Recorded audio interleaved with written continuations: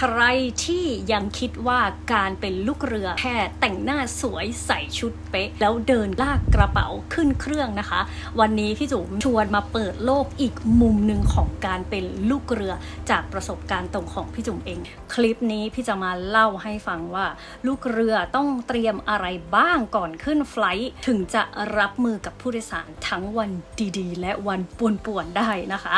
และใครนะที่กำลังเตรียมตัวไปสมัครงานกับสายการบินให้ฟังไว้เลยนะคะเพราะนี่คือสิ่งที่สายการบินเขาอยากเห็นว่าเรามีความเข้าใจก่อนที่จะไปทำงานลูกเรือจริงๆ Good morning ladies and gentlemen welcome on board Qatar Airways flight QR966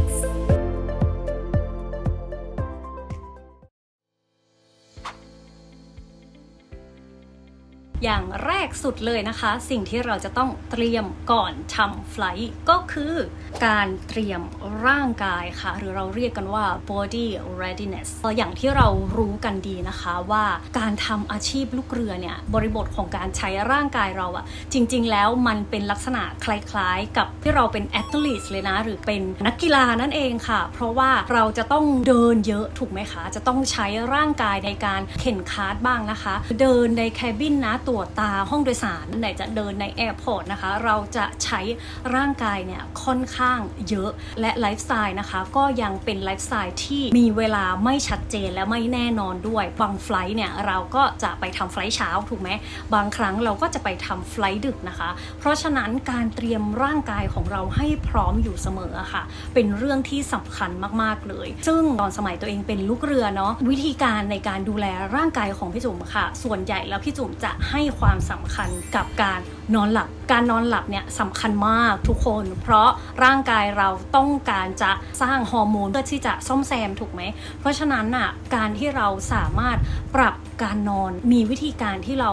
นอนได้ดีนะคะเป็นเรื่องที่เราจะต้องเตรียมตัวล่วงหน้านะอย่างที่2ค่ะจะเป็นในเรื่องของการกินพี่จุ๋มก็จะพยายามกินอาหารที่แบบมีประโยชน์กินอาหารให้ครบทั้ง5หมู่แล้วก็พยายามหาอะไรรับประทานก่อนที่จะทำไฟลท์เสมอเลยค่ะเพราะเดี๋ยวเราจะต้องไปใช้พลังงานค่อนข้างสูงมีอีกอย่างหนึ่งในเรื่องของการกินเราก็อาจจะต้องเทควิตามินนะคะหรือว่ากินพวกอาหารเสริมหรืออาจจะเป็นพวกโปรตีนอย่างเงี้ยปกติเนี่ยพี่จุ๋มก็จะมีโปรตีนเชคไว้หรือว่าอาจจะมีแบบผลไม้ติดตู้เย็นไว้มีนมมีขนมปังอะไรแบบเนี้ยค่ะสมมุติเราทำไฟลท์ดึกอย่างเงี้ยอย่างน้อยๆเราก็จะได้มีพลังงานในการที่จะทำไฟลท์ได้อีกเรื่องหนึ่งที่สำคัญที่เกี่ยวกับร่างกายเช่นเดียวกันก็คือการออกกำลังกายค่ะอันนี้เนี่ยพี่จุ๋มเห็นมาเยอะมากๆเลยนะคะสมัยที่ตัวเองบินเนี่ยด้วยความที่เราอะค่ะอาจจะไม่มีเวลามากพออาจจะบินเยอะถูกไหมตารางงานตารางบินอย่างเงี้ยค่ะทำให้ร่างกายเราสับสนไปหมดเลยไหนเราจะยังต้องแบ่งเวลาไปออกกำลังกายอีกหรอซึ่งตรงนี้เนี่ยพี่จุ๋มคิดว่ามันอาจจะยากมากๆนะคะสำหรับช่วงแรกแต่ถ้าน้องๆนะตอนเนี้ยที่ยังดูอยู่พี่จุ๋มอยากจะแนะนำให้เราเป็นคนรักสุขภาพแล้วก็ดูแลตัวเองออกกำลังกายให้เป็นนิสัยไปเลยค่ะเพื่อที่เวลาที่เราเข้าไปทำงานจริงๆแล้วเราจะได้ติดนะคะแล้วก็แบ่งเวลาให้เป็นรูทีนเป็นกิจวัตรในการใช้ชีวิตของเราตรงนี้พี่จุ๋มว่ามันจะช่วยเราในเรื่องของการเตรียมความพร้อมทางด้านร่างกายค่ะอย่างที่2นะคะที่เราจะต้องเตรียมก็คือเตรียมจิตใจค่ะหลายคนลืมเรื่องของสภาพจิตใจค่ะใครนะคะที่ยังไม่เริ่มดูแลจิตใจตัวเองณวันนี้นะพี่จุ๋มบอกเลยว่าควรที่จะฝึกฝนได้แล้วนะคะสิ่งนี้ค่ะมันสำคัญมากๆเลยในการทำอาชีพลูกเรือเพราะสิ่งที่เราจะไปเจอข้างหน้าเนี่ยมันจะเป็นอะไรที่มีความท้าทายสูงมากนะคะมี challenge ต่างๆที่จะเกิดขึ้นตลอดเวลาค่ะเราอาจจะไปเจอไฟลท์ดีเลย์นะเราไม่รู้ถูกไหมเราอาจจะไปเจอผู้โดยสารขี้เมาเราไม่รู้ถูกไหมหรือเราอาจจะไปเจอสถานการณ์คับขันที่เราไม่ได้คาดคิดไว้นะคะซึ่งเรื่องเหล่านี้มันเกิดขึ้นตลอดเวลาเลยของการทำไฟลท์เพราะฉะนั้นเรื่องของสภาพจิตใจเนี่ยพี่จุ๋มให้ความสำคัญมากพอๆกับสภาพร่างกายเลยค่ะวันไหนที่เรามีจิตใจอ่อนแอนะคะพี่จุ๋มบอกได้เลยตามประสบการณ์ตัวเองก็เคยเป็นนะคะเคยมีมันเป็นวันที่เรา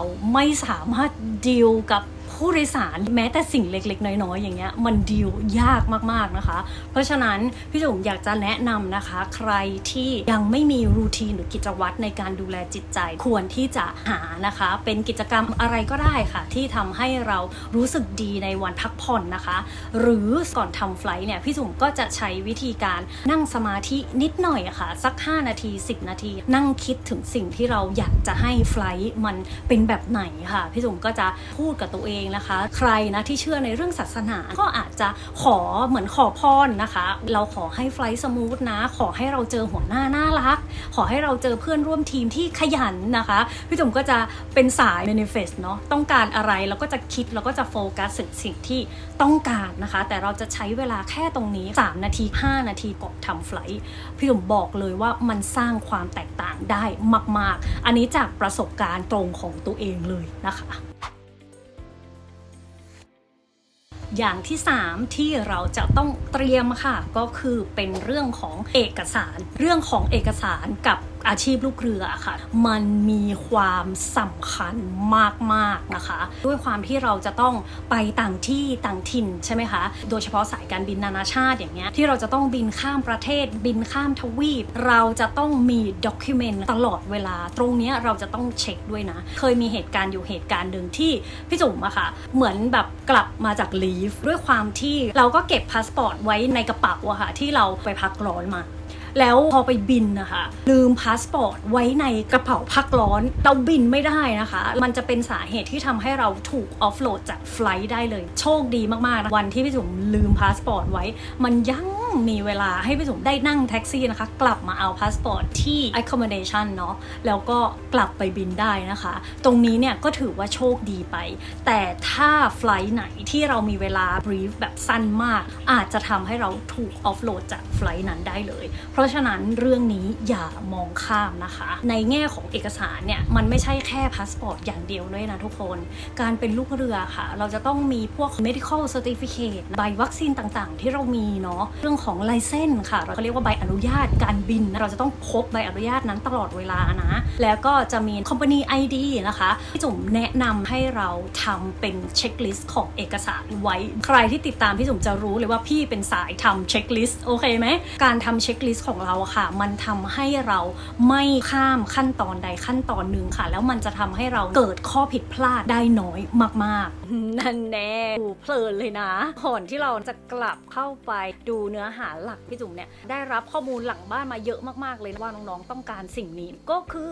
ebook Airlines Interview สำหรับน้องที่ยังไม่มั่นใจในการสัมภาษณ์ไม่รู้เลยว่าจะตอบคำถามกรรมการยังไงให้ตรงจุดไม่รู้ว่าจะตอบยังไงให้กรรมการประทับใจนะพี่จุ๋มมานั่งดูแล้วค่ะปัญหาที่พวกเราเจอกันบ่อยๆเลยนะคะก็คือเราไม่แน่ใจว่าคำตอบของเรามันดีพอหรือยังหรือมันเป็นคำตอบที่ถูกต้องไหมมันจะเป็นคำตอบที่สายการบินอยากที่จะได้ยินจากเราไหมความไม่มั่นใจตรงนี้เองล่ะค่ะทำให้เราไปเกิดอาการช็อตไมค์บ้างแหละพูดไม่ออกบ้างนะหรืออาจจะพูดมากเกินไปจนจับใจความหรือจับประเด็นไม่ได้ปัญหาตรงนี้จะหมดไปเลยนะทุกคนพี่จุ๋มทำ ebook Airlines Interview เล่มนี้นะคะมาเพื่อแก้ปัญหานี้โดยเฉพาะและพี่จุ๋มก็ยังมีตัวอย่างคำถามคำตอบ40คำถามเลยนะที่พี่จุ๋มไปดูและว่าส่วนใหญ่เนี่ยกรรมการถามคำถามไม่พ้นพวกนี้หรอกมันเป็น airline industry เนาะเพราะฉะนั้นสิ่งที่พวกเขาต้องการที่จะวัดพวกเรามันไม่หนีไปมากกว่านี้นะคะแล้วก็ยังมีอีก50 in-flight scenario สถานการณ์บนไฟลท์ต่างๆที่มันจะเกิดขึ้นและไม่พอเท่านั้นทุกคนจุ๋มรวบรวมสถานการณ์จาก Qatar Airways มาอีก14สถานการณ์ที่พี่จุ๋มเจอแบบทุกวันแล้วเราจะต้องแก้นะคะทั้งหมดทั้งมวลนี้ค่ะพี่จุ๋มได้รวบรวมเป็นแนวทางการตอบคำถามเป็นสไตล์พี่จุ๋มเองใครที่ไม่รู้จะตอบอะไรยังไงใช้ตรงนี้ไปเป็นไกด์ไลน์เอามาปรับเป็นแนวคำตอบของตัวเองได้เลยหรือถ้าใครอยากที่จะมีคำตอบเป็นของตัวเองจริงๆนะอยากให้กรรมการเห็นว่าเราแบบออเทนติกเป็นตัวจริงจุ๋มก็มี5 framework วิธีการหาคำตอบด้วยตัวเองให้กรรมการเห็นได้ชัดเจนแล้วว่า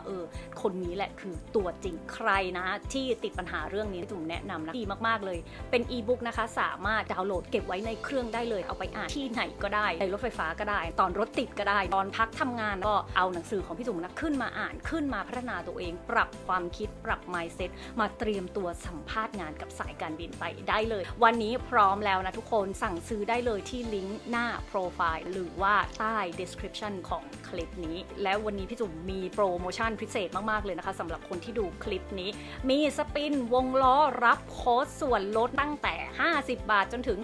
300 บาทเลยทุกคนแต่ละโค้ดแต่ละใบมันมีจำนวนไม่เท่ากันนะรีบไปหมุนแล้วก็รีบไปใช้โค้ดได้เลยถ้าโค้ดไหนใช้ไม่ได้แปลว่าหมดแล้วหมดเลยใครที่อยากเป็นตัวจริงในวันสัมภาษณ์วันนี้เริ่มได้เลยจ้าไปกดสั่งซื้อกันได้เลยจ้าอย่างที่4ค่ะอันนี้ก็สำคัญไม่แพ้กันเลยทุกคนเป็นเรื่องของการเตรียม flight info ค่ะข้อมูลเกี่ยวกับเที่ยวบินนั้นๆยกตัวอย่างเช่นวันนี้เราจะบินเที่ยวบินอะไรหมายเลขไฟล์ต้องแม่นจะบินไปที่ไหน destination ต้องแม่น service ที่เราจะต้องเสิร์ฟในไฟล์นั้นมีอะไรบ้างนะคะอันนี้ต้องแม่นเรื่องของผู้โดยสารโปรไฟล์เรามี special passengers ไหมมีคนพิการหรือมีใครที่พิเศษอยู่ในไฟล์นั้นหรือเปล่าเครื่องบินใช้ลำไหนใช้รุ่นไหนมีทีมงานเป็นใครบ้างปกติแล้วเนี่ยก็จะมีข้อมูลคร่าวๆเหล่านี้ให้เราเตรียมก่อนขึ้นบินนะคะเพราะฉะนั้นเราก็อาจจะใช้เวลาประมาณ 3-5 นาทีค่ะเช็คข้อมูลสั้นๆแค่นี้เองจะทำให้ชีวิตเราในการทำไฟล์ค่ะมันง่ายขึ้นมากๆ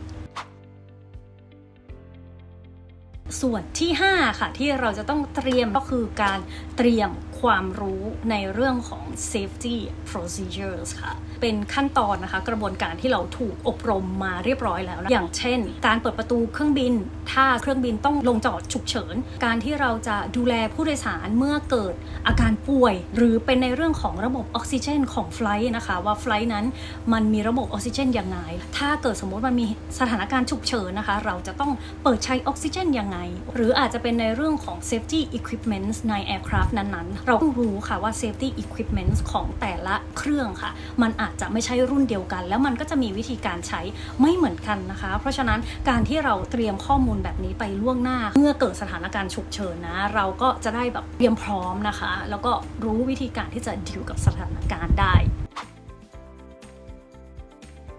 มาถึงเซสชันสุดท้ายค่ะก็คือการเตรียมรับมือกับผู้โดยสารค่ะเป็นการเตรียม service mindset อย่างที่พี่จุ๋มได้เล่าไปแล้วนะคะว่าบางครั้งเนี่ยเราไม่รู้ได้เลยว่าเราจะไปเจอผู้โดยสารประเภทไหนนะเราอาจจะไปเจอผู้โดยสารที่ดีทั้งไฟล์เลยก็ได้นะคะหรือเราอาจจะไปเจอผู้โดยสารที่พูดจาไม่รู้เรื่องเนาะอันนี้ตามประสบการณ์พี่จุ๋มก็มีแบบ variety มากเลยนะคะมันมีแบบทุกประเภทจริงๆบางไฟล์เนี่ยถ้าสมูทมันก็อาจจะสมูทไปทั้งหมดเลยอันนี้ก็จะเป็นความโชคดีของเราเนาะแต่บางไฟล์ค่ะมันก็อาจจะแบบยุ่งมากๆเฮกติกนะคะคนนี้ก็คอมเพลนคนนี้ก็บ่นมันจะเกิดขึ้นได้บ่อยสำหรับไฟล์ที่อาจจะดีเลย์มาก่อนหน้านี้อะไรเงี้ยแล้วเราจะต้องไปเทคโอเวอร์ไฟล์ผู้โดยสารก็อัพเซตเรียบร้อยแล้วอะไรเงี้ยมันก็อาจจะเป็นวันที่ท้าทายมากๆนะคะหรืออาจจะมี